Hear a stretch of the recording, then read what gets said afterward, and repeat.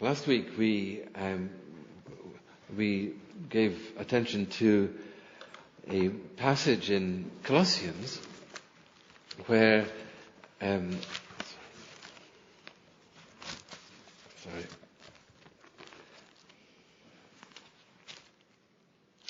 where it says about Jesus, He is the image of the invisible God, the firstborn over all creation. For by Him all things were created, things in heaven and on earth, visible and invisible, thrones, powers, rulers, authorities, all things were created by Him and for Him. He is before all things, and in Him all things hold together. And it carries on.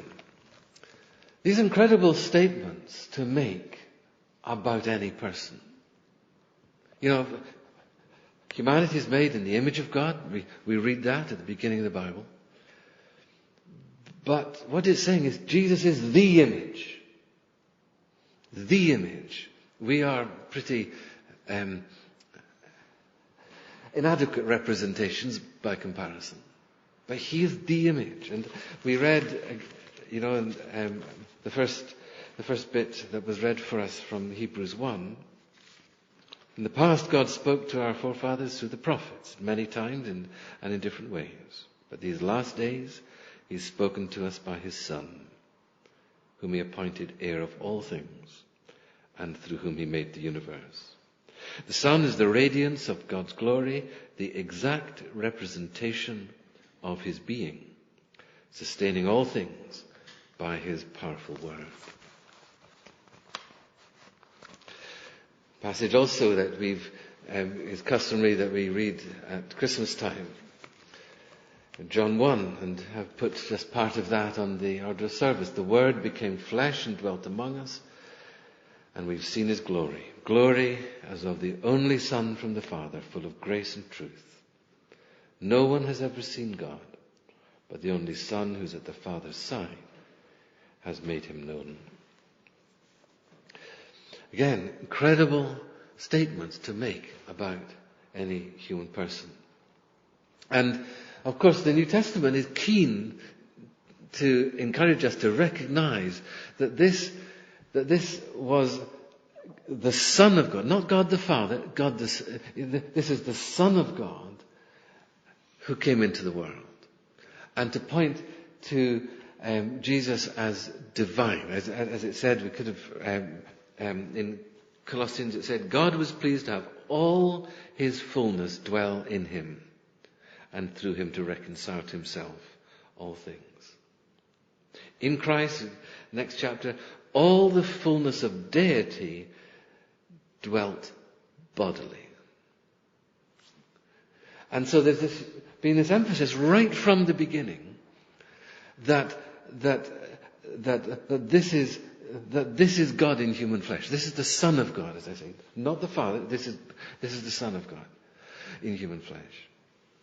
But equally, they've been absolutely emphatic in saying He was nevertheless completely human.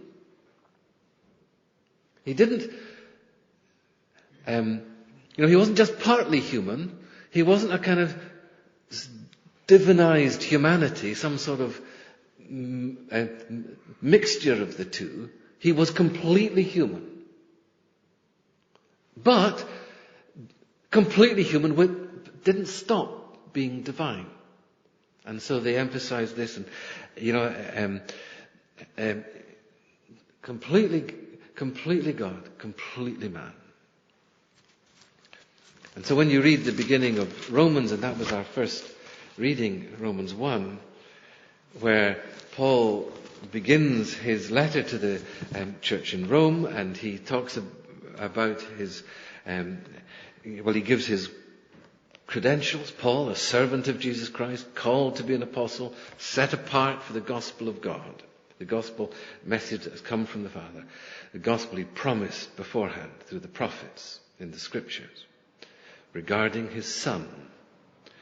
And then it says, as to his human nature was a descendant of David, but who through the Spirit of holiness was declared, it became clear with power that he was the Son of God. And that declaration taking place through his resurrection. So they've got this twin emphasis.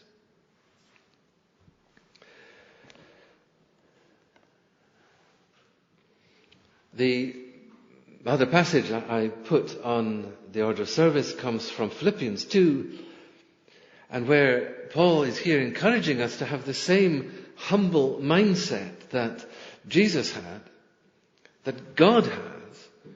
He says, have this mind amongst yourselves, which was in Jesus Christ, who, though he was in the form of God, did not account equality with God a thing to be grasped and retained, to have that status. But he made himself nothing, taking the form of a servant, being born in human likeness. And being found in human likeness, he humbled himself. He didn't take he didn't become an emperor or someone of a high station. He took the form of a servant, humbling himself, becoming obedient to the point of death, even such a humiliating death as death on a cross.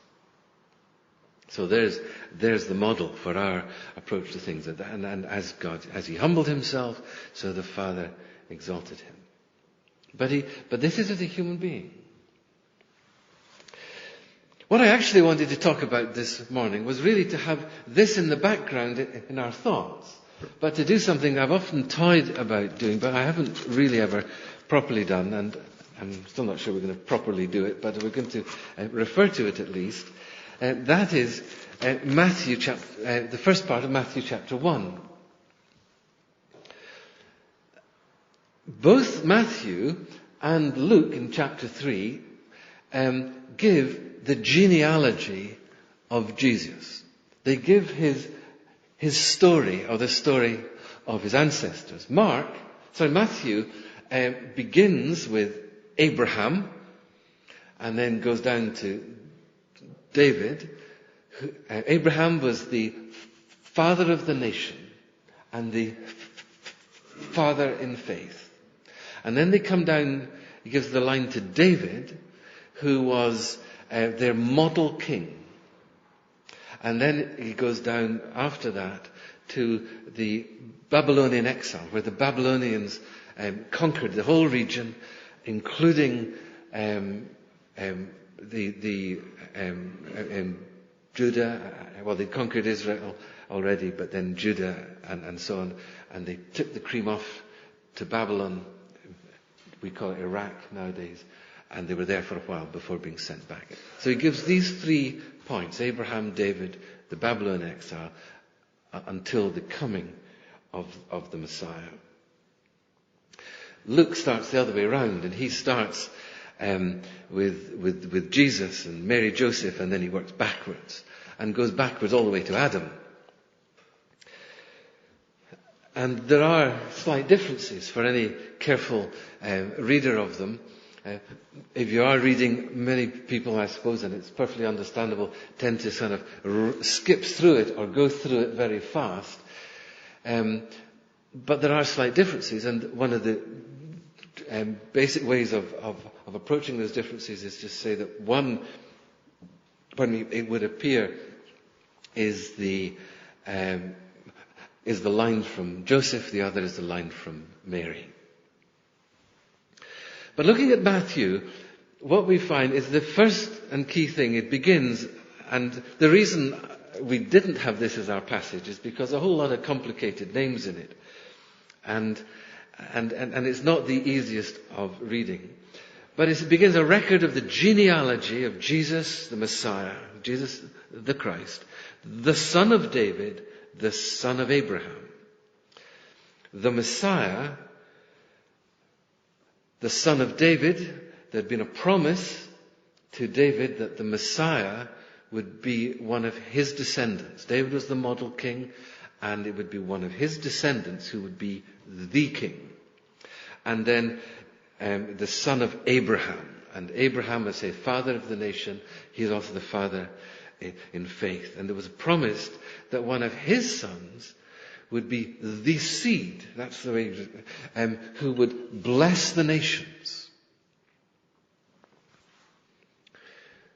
So it's a record of the genealogy of Jesus, the Messiah, who was a Jew. And that's important. And not just a Jew, he was of the kingly line. And this was the one promised to be the Messiah, to bless the world. This was the one who was promised, who would reign. But then it goes on. Abraham was the father of Isaac, Isaac the father of Jacob, Jacob the father of Judah and his brothers, Judah the father of Perez and Zerah, whose mother was Tamar, Perez the father of Hezron, and Hezron the father of Ram, and Ram the father of Aminadab the father of Nachshon, and on it goes. And anyway, that's the reason that we didn't read it, because it's a whole sort of long list. But there's some things that are interesting in it, and I'd like to bring that out. But first of all, I'd like to say something about genealogy. It's a £1 billion industry in the world. I get emails fairly constantly through the year. At least every month, with people from Australia or New Zealand or America or whatever, and they're doing some research. Someone somewhere came from Pencaitland or from here, somewhere round about here. Are they buried in the graveyard? Do you have the records? I got one just last week asking if such and such a person was baptized in something like 1864 or whatever. Well, we don't have those records here still. They're all in Record House in Edinburgh.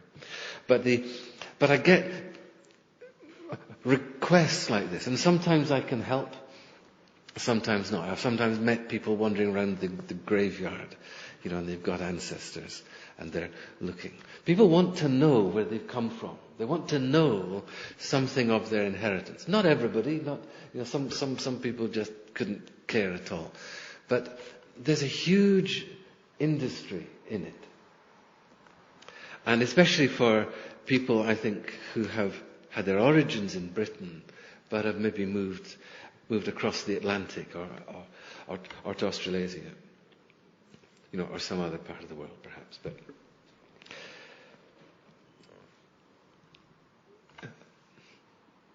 when I'm interested, I have to say as well, just so you know where I stand on this, and I find because there's stories, there's history involved, and we all have a legacy of some kind. We normally tend to think of our legacy in terms of our parents or our grandparents, or maybe just going back a generation before that. But actually, and we don't really know how these things influence us, but there are lines of influence. Maybe some pretty tenuous and thin, and some, but we're influenced by the past. We're not just islands in time, with no origins and without roots. And there's a question, how does this affect us? Does it? If so, how might that be?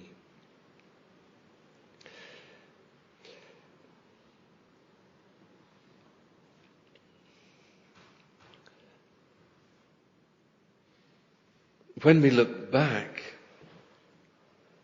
down our line, whether we know it or not, there will be a mixture of the great and the good, of believers and unbelievers, a mixture of criminals probably, and crooks and various other scoundrels in various guises. And all these in some way come together in us today. Maybe slightly differently in a brother or a sister, but these lines come together.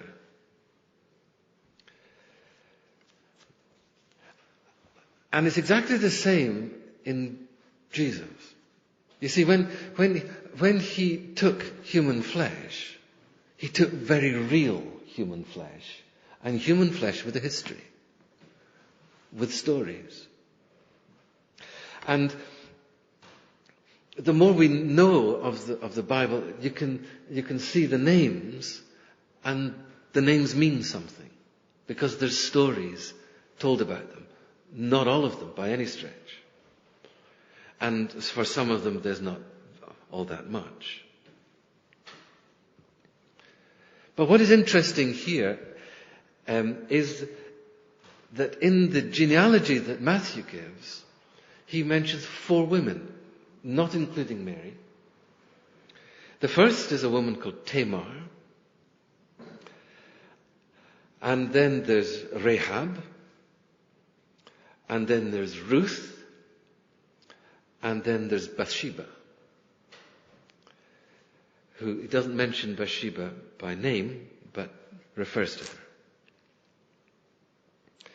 And it's unusual because it wasn't common, there was no need at all to include women in the line. But he does.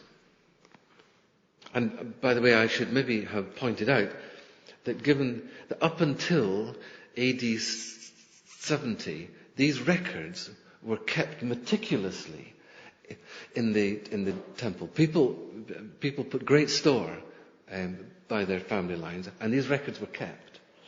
And even after the destruction of the temple in AD 70, many of these records were still available. And these books were written prior to AD 70, and they could be checked by anyone that had wanted to. But Matthew, as I say, interestingly enough, he mentions these 4 women. And each of the women has a story. Tamar, if you know the story from Genesis, she tricked her father-in-law into having sex with her so that she could have a child. Because she had no children. And her husband had died. And she brought them up as a single mother. Then we jump to Rahab, and she was a prostitute. In fact, she wasn't even a Jew. She was a Gentile. Then we come to Ruth. Now, there's a lovely story about Ruth. And she was a very godly woman. But she was a Gentile. Not a Jew. And then we come, and the way he puts it, David, Jesus descended from David, the father of Solomon, whose mother had been Uriah's wife. Interesting how it refers to it. Whose mother had been Uriah's wife. If you remember the story, that actually Uriah was one of David's most faithful generals. And while he was off at war, and David should have been there too, but he wasn't. David hooked up with Bathsheba, and she fell pregnant. And to disguise it, he had Uriah put in a place in the conflict in which he would be killed. So then David marries this pregnant woman in the hope that people will think that it's Uriah's child when it's reality, it's his. And when you look at the other stories here, so, you find there's a whole mixture of different things. Why didn't Matthew mention these women? I don't know. But very clearly, it seems to me that Matthew, and you see this as you go on through Matthew, that the coming of Jesus breaks down the barriers between men and women, and it breaks down the barriers between Jews and Gentiles. That everybody is called and welcomed on the same terms and on equal terms. No doubt if we go back through our line, we'll find things in the same way. Good, and I'd say the good and the great, believers, unbelievers. Some who have done great things and others who have maybe disgraced their families. We'll find an assortment of crooks and criminals, various scoundrels in different guises. And, just to let you know, I hope you don't mind me saying, but see, I can go back a little bit on my father's side, and my father was a minister, his father was a missionary, he was a minister, his father was a crofter. Now his father got 2 women pregnant at the same time, and he married the first, pretended to be the father of the other so she could get the child baptized, but he didn't marry her, and that was the line that we come from. Well, I come from. Looking back on my mother's side, I can, there are certain things, and I can go back so far, and then it gets into one of these, it connects with a noble family. And in our own culture, people kept meticulous records, particularly for the wealthy. And because they wanted to show their connections with royalty. And so, getting to that, go right back, just one little thread, go right back to William the Conqueror. In fact, go back to Malcolm Canmore. But there's another bit as well going back, and there's another person not so long ago, the end of the 1800s, blew the family fortune by forging the signature, by bad business practice, but then forged the signature of his stepmother, embezzled or basically, and that all went pear-shaped and lost in today's money equivalent of millions.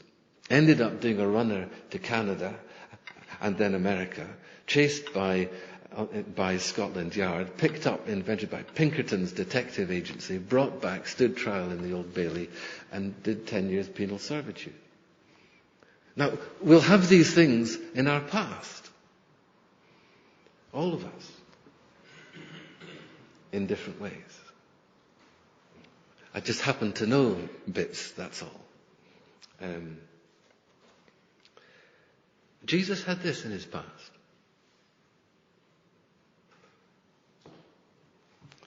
And because of his past, he had to, which line of inheritance will we walk in? We have to make choices. And perhaps there are things that arise naturally and instinctively within us, and maybe it's got to do with where we've come from. Maybe, we don't know, but we have choices that we have to make.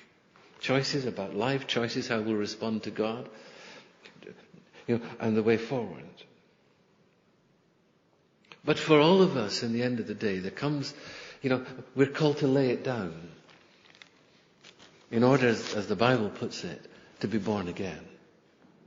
And so what we lay down is not just simply the negative things, but we also lay down the good. Because they're all entangled and mixed up together. And we can't disentangle them. The whole thing has to be laid down in order to be entirely made new. You see, Jesus had this inheritance. And so when he took humanity, it was very, very ordinary humanity. But he died and was raised up anew. And he calls us in the same way to surrender self in order to be raised up anew. See, there's, in the end of the day, and you've heard me mention this before, right at the end of the Bible, and it's in picture language, Revelation 20, it talks about God and he's enthroned in splendor, and everybody, he says, I saw the dead, great and small, all, crooks and criminals, the great and the good and the godly, and the whole lot, standing before the throne, and the books were opened. And then another book was opened, the book of life.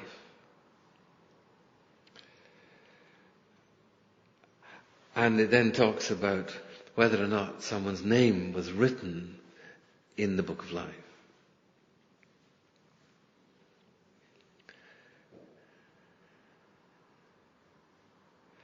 And,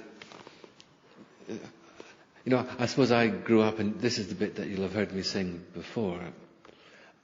I grew up, I suppose, just thinking automatically, well, maybe that's a kind of ledger or a list of names. Like when I was at school, I don't know your experience, but you'd come into class and the teacher would be taking registration and be going through a list of names, shouting out, and when it came to your name, you had to put your hand up or you had to say present. I don't know if that happens nowadays, but it still happens nowadays. Just a list of names. Is that what the book of life's about? Or what if it's a story? And what I have in mind was when our children were very small, was it their birth? I think it was at Christmas actually, that we got, you can send off for these. We got a Winnie the Pooh story, but if you sent your name in, then they would write the child's name into the story.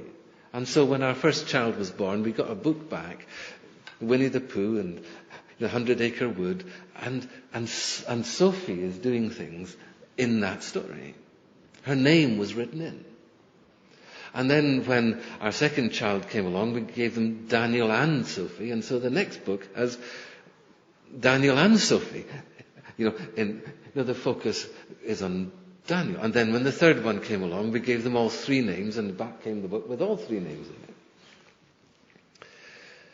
it. In fact, I think one of them was about Tigger more than Willie the Pooh. What? Right. Tigger was more about Daniel rather than Winnie the Pooh. Anyway, you've got the story, but the name's written in.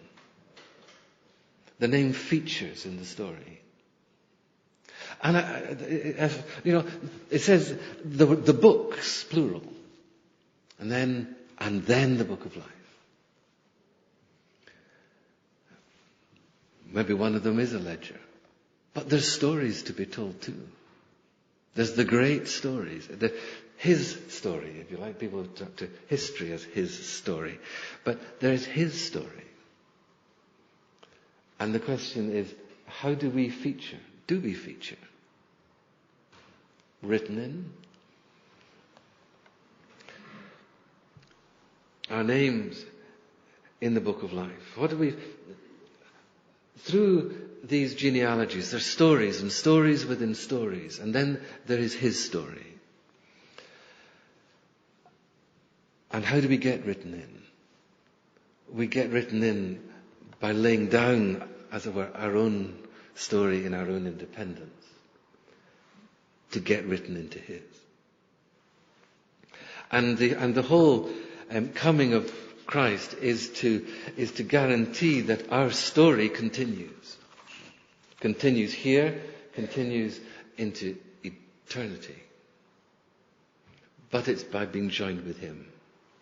And so we have, when we look at the gospel message, we have Jesus, 100% God, doesn't give that up, but takes human flesh, but very ordinary human flesh, with all its mixture and all its muddle and all its influences, and as we went on to read in Hebrews, with all the different temptations and so on that come to every other human being. And he has to deal with that. And he suffers as he deals with it. But then he lays it down. And then he's given back. Raised up anew. And the encouragement is for us exactly we walk the same way so that we may be raised up anew with him. Written into his story. A new beginning. An eternal beginning. And, I can say with confidence, and I suppose over the years a growing confidence, that I know my name's written there. But he wants all of us to have that assurance. And we have that assurance simply by opening our hearts to him.